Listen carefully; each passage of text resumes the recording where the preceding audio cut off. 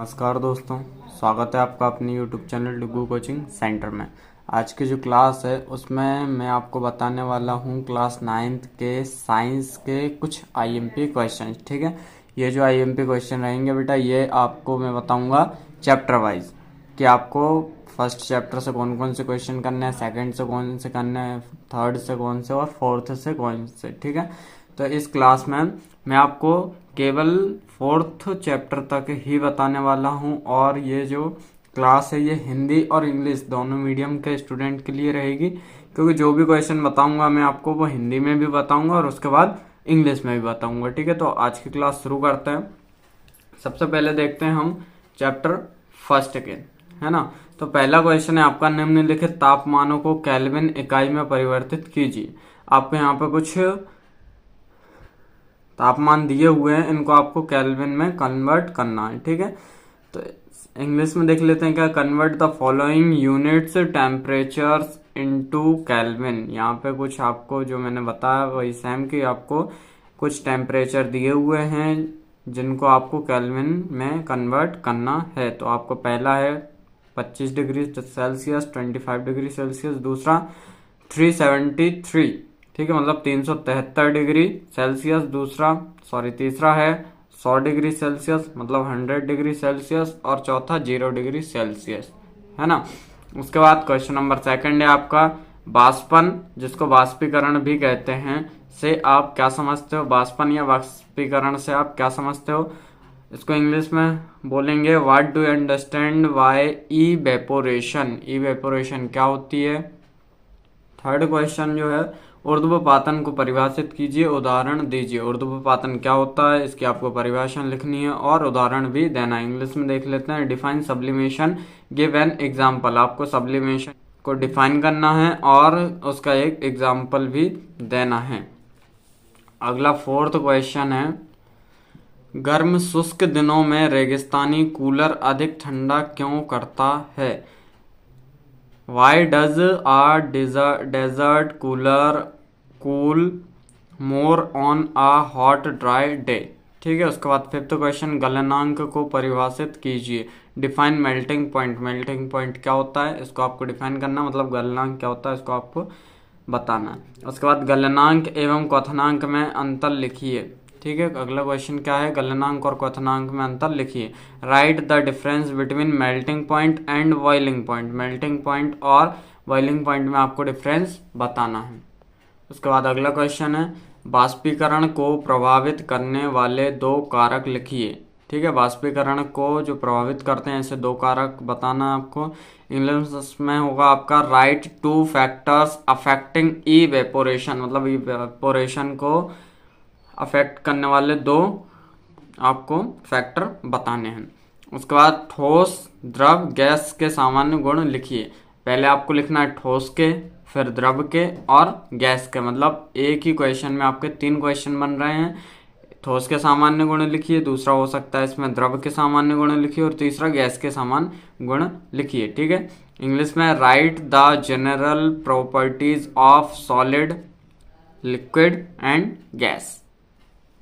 उसके बाद question number 9 है, पदार्थ की विभिन्न अवस्थाओं के गुणों में अंतर स्पष्ट कीजिए। पदार्थ की जितनी भी अवस्थाएं होती हैं, ठीक है, उनके गुणों में अंतर स्पष्ट करना, आपको पदार्थ में नहीं करना, उनके गुणों में।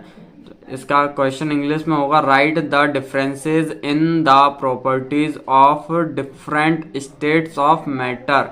आपको डिफरेंट स्टेट ऑफ मैटर की जो भी प्रॉपर्टीज हैं उन प्रॉपर्टीज के बेस पे आपको उनमें डिफरेंस बताना है। ठीक है, अब आते हैं चैप्टर सेकंड पे। चैप्टर सेकंड में आपका पहला क्वेश्चन है, निक्षेपण किसे कहते हैं। इसको इंग्लिश में बोलेंगे व्हाट इज डिपोजिशन। ठीक है, डिपोजिशन क्या होता है ये आपको बताना है। दूसरा क्वेश्चन है, उपधातु क्या है, किसी एक उपधातु का नाम लिखिए। इंग्लिश में what is metalloid, right the name of any one metalloid. ठीक है, उसके बाद क्वेश्चन नंबर 3 है आपका, भौतिक एवं रासायनिक परिवर्तन के दो उदाहरण लिखिए। ठीक है, भौतिक और जो रासायनिक परिवर्तन होते हैं उनको आपको दो उदाहरण लिखने हैं। इंग्लिश में give 2 examples of physical and chemical changes. ठीक है, यहाँ पे आपको फिजिकल और केमिकल जो चेंजेस हैं उसमें 2 एग्जाम्पल आपको देने हैं। ठीक है, उसके बाद अगला क्वेश्चन है आपका कोलाइड के कोई 2 गुणधर्म लिखिए। ठीक है, write any 2 properties of colloid. इसमें आपको क्या करना है, कोलाइड की 2 प्रॉपर्टीज लिखनी है। अगला क्वेश्चन है मिश्रण एवं यौगिक में अंतर लिखिए। ठीक है, ये इंग्लिश में होगा आपका right the difference between mixture and compound. ठीक है, आपको क्या करना है बेटा, मिक्सचर और जो कंपाउंड होता है उनमें आपको डिफरेंस बताना है। उसके बाद अगला क्वेश्चन निलंबन के कोई 2 गुणधर्म लिखिए।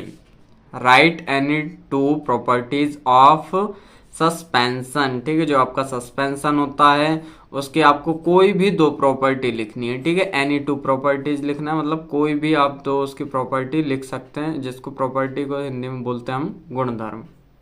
अगला क्वेश्चन है समांगी मिश्रण एवं विषमांगी मिश्रण को उदाहरण सहित समझाइए। ठीक है, जो आपका समांगी मिश्रण और विषमांगी मिश्रण होता है इनको आपको उदाहरण के द्वारा समझाना।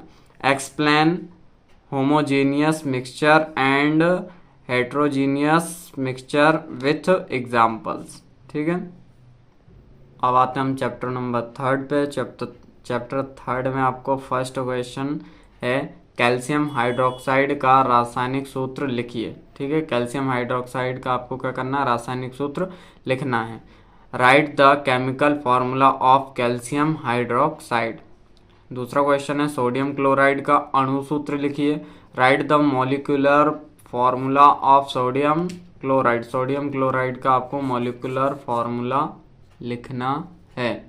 उसके बाद थर्ड क्वेश्चन है IUPAC का पूरा नाम लिखिए। ठीक है, तो राइट द फुल नेम, या फिर हम जिसको बोलते हैं कि right the full form of IUPAC। ठीक है, IUPAC जो है उसका आपको पूरा नाम लिखना है या उसकी जो भी फुल फॉर्म होती है वो लिखना है। उसके बाद आपका अगला क्वेश्चन है स्थिर अनुपात का नियम किसने प्रस्तुत किया। स्थिर अनुपात का जो नियम है वो किसने दिया था, तो who introduced the law of constant proportion. Constant proportion का जो भी लॉ है वो किसने इंट्रोड्यूस्ड किया था, ये आपको बताना है। ठीक है, उसके बाद अगला क्वेश्चन है द्रव्यमान संरक्षण का नियम क्या है।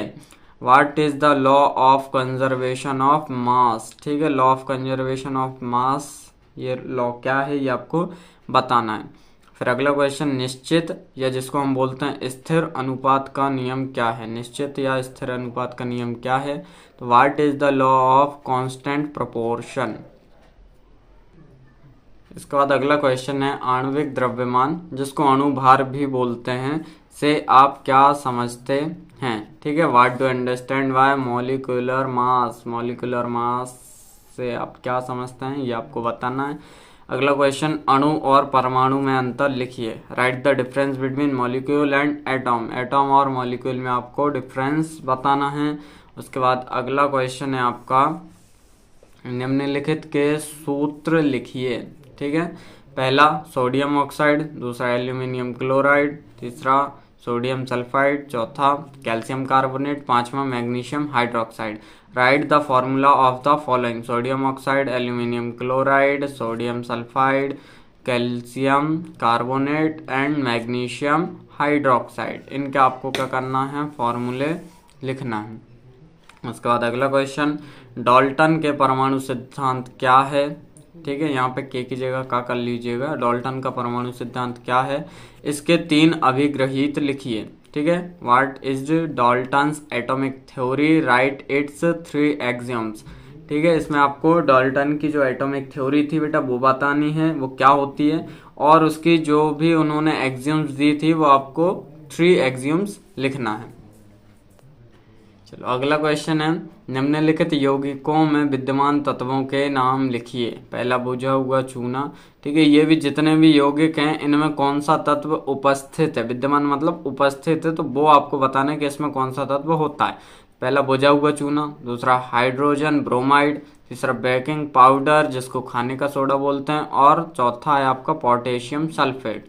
Right the names of the element present in the following compound. ये आपको कुछ कंपाउंड दिए हुए हैं, इनमें कौन सा एलिमेंट जो है वो बेटा प्रेजेंट है वो आपको बताना है। पहला स्लेग लाइम, दूसरा हाइड्रोजन ब्रोमाइड, तीसरा बेकिंग पाउडर जिसको बोलते हैं बेकिंग सोडा भी बोला जाता है, और पोटेशियम सल्फेट सॉरी, ठीक है। तो ये आपको इनमें बताना है कि इनमें कौन सा एलिमेंट प्रेजेंट है।